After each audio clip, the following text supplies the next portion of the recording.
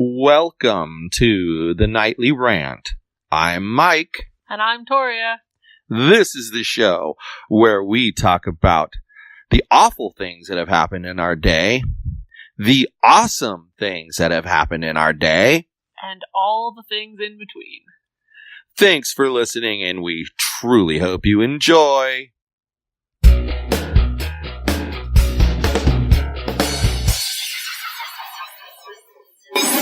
So, you know, we haven't talked about it in a long time. What? The zoo. The zoo? Our Yes, zoo? Our zoo. Yogi and friends? Yeah, I was thinking about it as we were walking Yogi just now. And you were feeding the Mr. Fluffy cat. Our stray zoo? That we haven't really given people an update about our crazy animals and how they have actually changed quite a bit. They have changed quite a bit. I'll give you that. Olive is pretty much still Olive. She hasn't changed much. She's gotten a lot sweeter to certain members of the family as of late. How's she now? Like, I'll be laying in bed, just like playing a dumb game on my phone, or like checking email or something. And she'll come into the bedroom and she'll rear at me, and then she'll sit on my hip and demand that I pet her. That's cute. Mm-hmm. Well, she hasn't changed towards me at all because she hasn't changed towards me. She still hates me. You were just telling me the other day how now she trusts you so much you can go into the bedroom while she's napping somewhere and pet her and she doesn't care. Yeah, she lets me. She trusts me, but she hates me. There's a difference. You can trust someone and not like them, like she does with me. I don't think she hates you.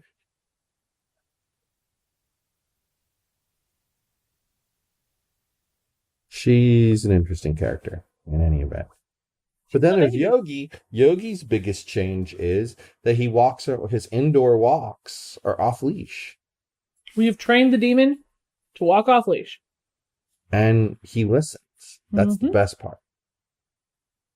He has been very good. He likes his freedom too. He loves it. To him, that's like the cat's meow, man. He loves that.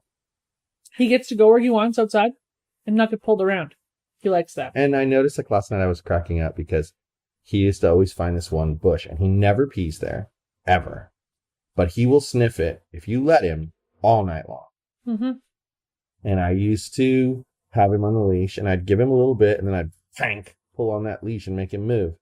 Last night, he sat there for a good 5 minutes, just sniffing. And, like, he'd sniff, and he'd look up at me like, yeah, I'm going to continue now. And then he'd sniff some more and look up. It was cute. He's not much different in the separation anxiety area, though. He's still a little ball of nerves whenever we go out. Oh, like when you got out of the car earlier, and he was like, I'm going to scratch the shit out of everybody in this car. Which was only me, so he scratched the shit out of me because he was upset that you left. He's interesting. But then there's Pretty Girl. She's fat and sassy. Yeah, her anxiety level's gone down a lot, though. She's relaxing, and she's trying to be more and more friendly. And she plays with Olive. They gallop around. Yeah. They rear at each other. They play. They wrestle, which I don't understand because Olive is petite and Pretty Girl's a whale. But they wrestle. And Olive wins sometimes, which tells you it's really playing. Yeah. But the weird thing about her lately is that she started abusing Parker. Yeah, it was like really... just bully harassing him. Yeah, like, not full-on attacking him like he was doing to her a while back. See, I don't know if we mentioned that, but Parker went through a phase where both female cats, you'd wake up in the morning, because we let them... What we started doing is, because we were getting tired of putting litter boxes in the bathrooms and stuff like that, is we just started letting them roam the house at night on their own. And when the kids aren't here, we leave the door open so we can kind of hear better. When they're here, we close it. And a lot of times Olive ends up in their bedroom anyway, so that's one less cat out here. But we would come out and they'd be pissed off at him, like crazy pissed off at him. And couldn't understand why. And then, that kind of passed. There was a couple of really crazy fights that end with, like, scratches and blood, though. Yeah, and then that kind of passed, though. And then it's flipped now. And you've got Parker being harassed by Pretty Girl. Like, he'll just be sitting somewhere, and she'll, like, gallop up into the room, and all claws out will pop him on the face. Yeah. And she could do the same thing playfully with her claws in, but she does the same thing to Olive, playfully, with her claws in. She does it to him with her claws out. Yeah, it's ridiculous. Like, it's not over the top harassment, but it's harassment. Mm-hmm. I think she's realized he no longer has claws, and I don't mean we had him declawed.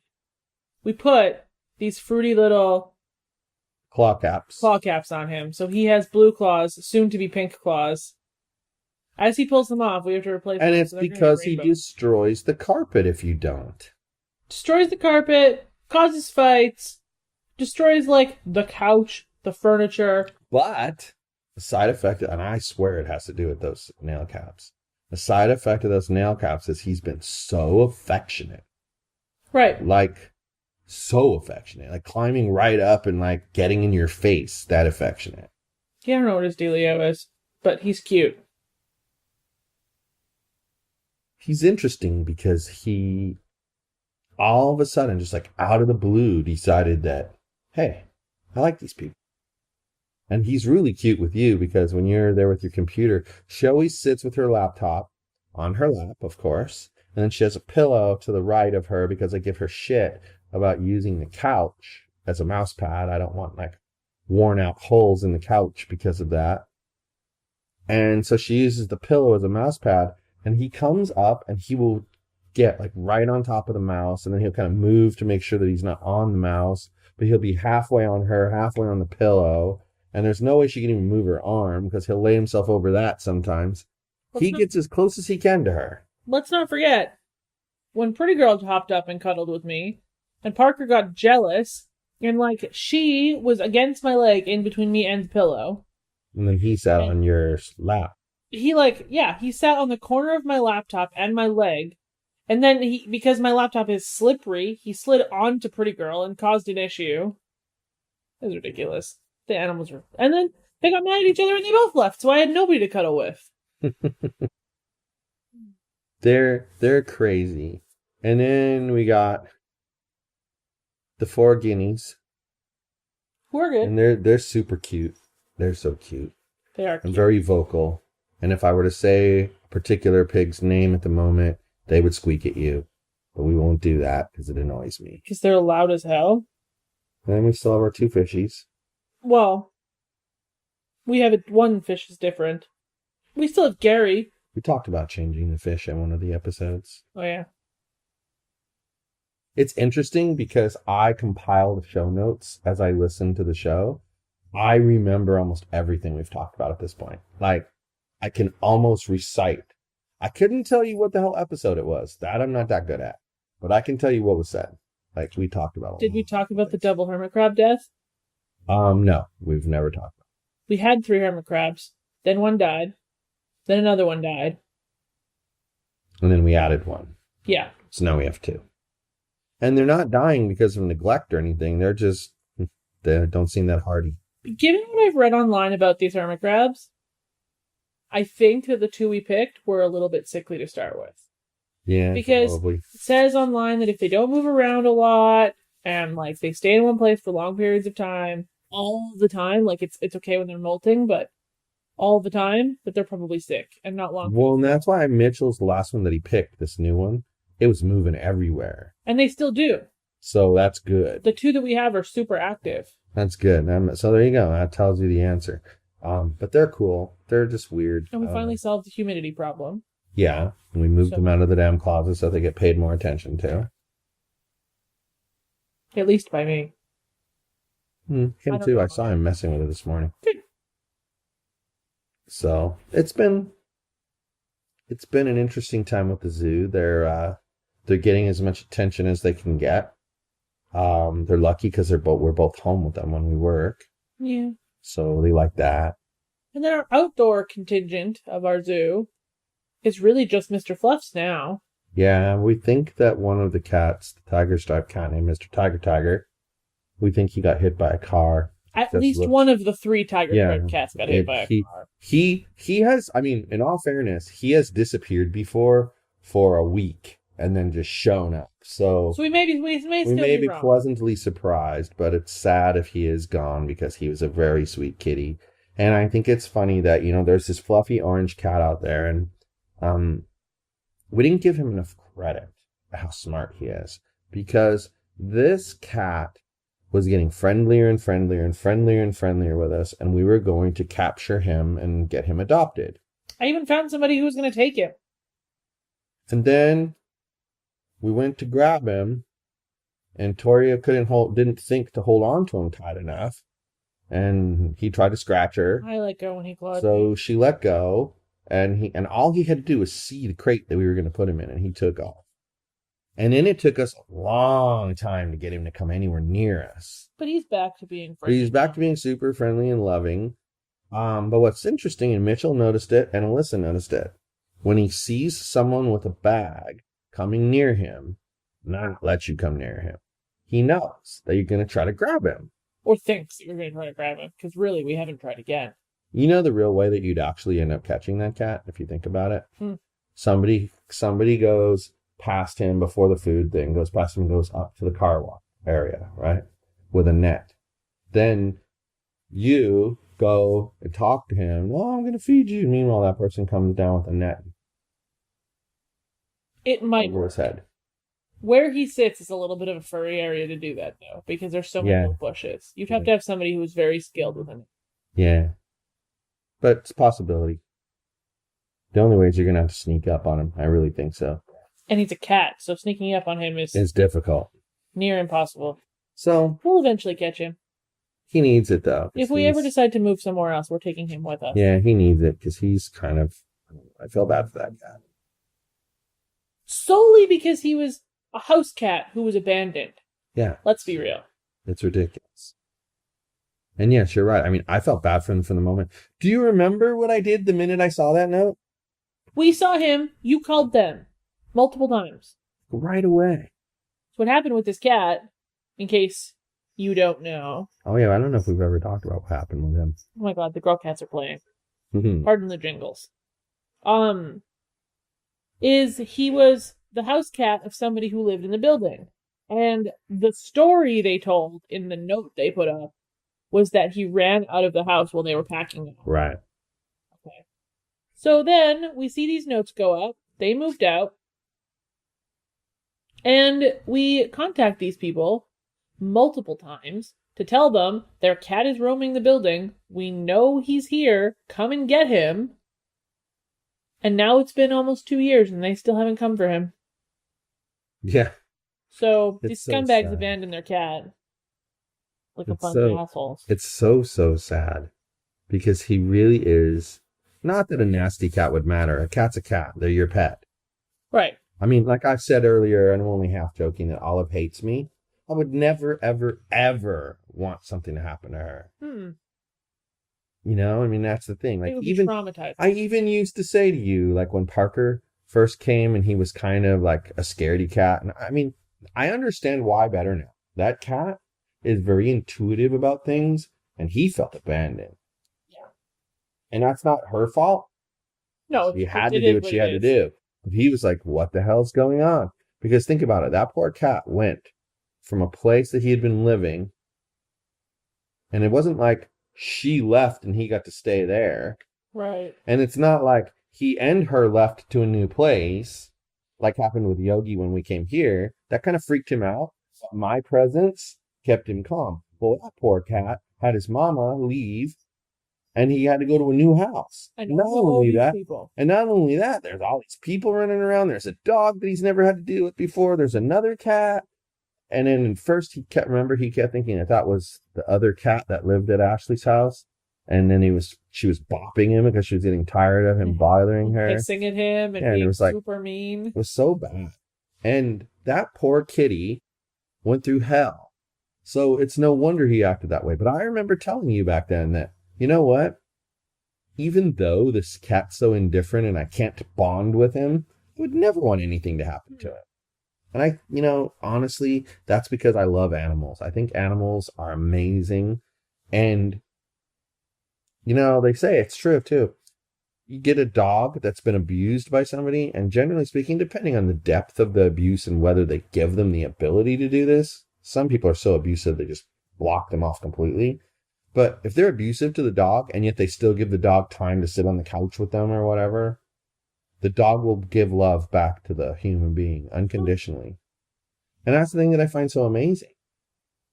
Mm-hmm. And like Yogi, he's cute because lately I've had to go to different meetings and things, either in the morning or in the evening, and be away from him for long stretches of time. And it's not normal. He's very spoiled because he always has one of us here at home, or he goes out with us. Right. Because we work from home. So that's always interesting. But the long and the short of it is, whenever I come back, he has to like glue himself to my leg and just lay there and sleep. And he could sleep 3 inches over, but he doesn't want to. He wants to be touching my leg. And if I move a little bit away, he moves closer. He's a little neurotic, this dog. I mean, we know he was abused when he was small. He went through some serious crap, apparently. Well, because you adopted him at like a year old. They say he was a year old, and the doctor says he was more like 10 months. But somewhere, he wasn't a baby. Right. And, like, he's absolutely petrified of the balloon. Or not balloon, broom. He's absolutely petrified of pillows. He's petrified of the vacuum. That's kind of normal for dogs. And here's the thing.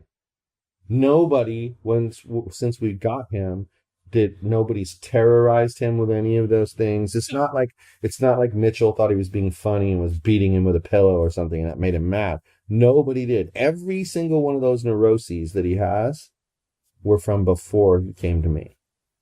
Yeah, and we've done... Blankets used to be on the list, but we've calmed the blankets to playtime and not terrified time now. Yeah, he'll even go under the blanket to sleep. Pillows are getting there. They're more play than terror, or they're just a thing in his world. The vacuum is become a game. He's not terrified. Yeah, well, now he runs up.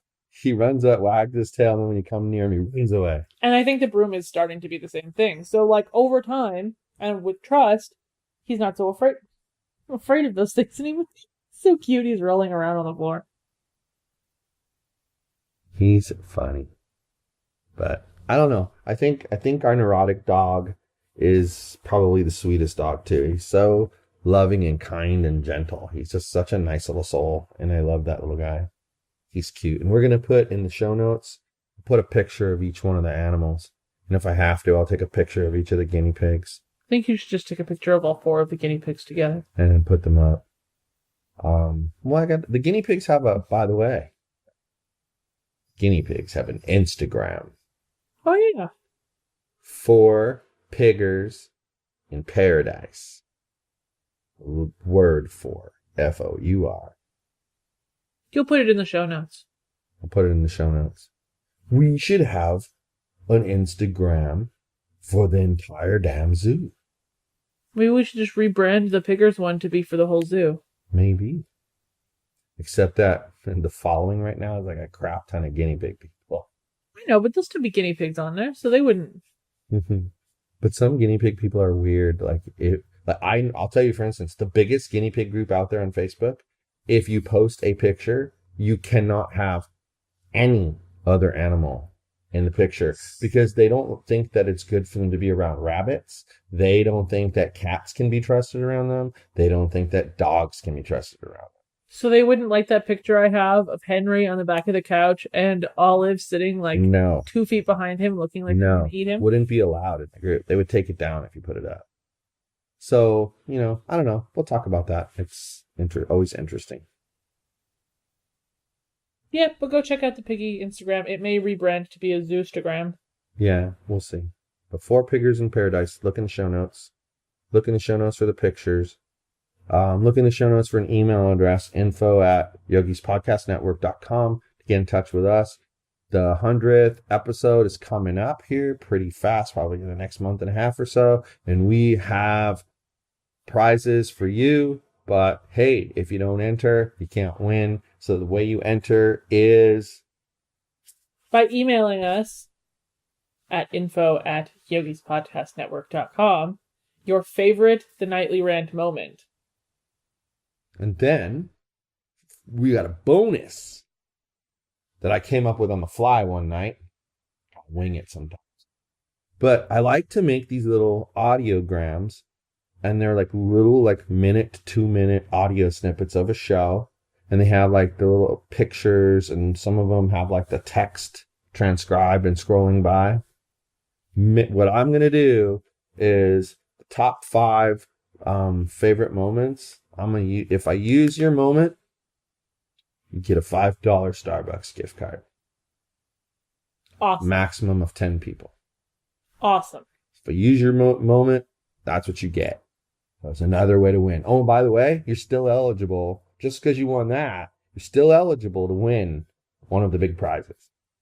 Also, I feel like if you like our zoo and you like the pictures you're seeing of our zoo, you should send us a picture of your zoo. And I already if it's know. Just one animal. Send us some zoo pics. I already know what I'm going to offer for the 200th episode contest, but we'll talk about that another time. Oh my god, can we talk about that at like episode 175? Nah, I get to around 150. Okay. But I mean, you and I will talk about it. They're so cute. They're posturing with one another. Olive and Pretty Girl run out here together, and then they stop, and then they start walking away. Like they're both kind of trying to act like they don't give a damn about the other one being there, so they're just kind of acting aloof. But they look like 2 men in the gym trying to flex their chest muscles and strutting. You know, it was hilarious. And then they were kind of bumping into one another, and then here comes Olive, and I bet Pretty Girl went back the other way. So, got anything to add to tonight's festivities? I don't think so, but I'm going to try to take a video of those 2 doorknobs playing for everybody. Yeah, Put it up and we on the can YouTube of the tube. put it on YouTube and put it in show notes. All right. Yep. Well, good night, everyone. Hasta la bye-bye. Hi everyone, this is Mike, and I truly hope you enjoyed this show. You're able to subscribe to this show on iTunes, Google Play, and Stitcher so as to never miss an episode. If by chance you did miss an episode here or there, you can catch up on all shows, past and present, by heading over to yogispodcastnetwork.com/TNR show. Thanks for listening.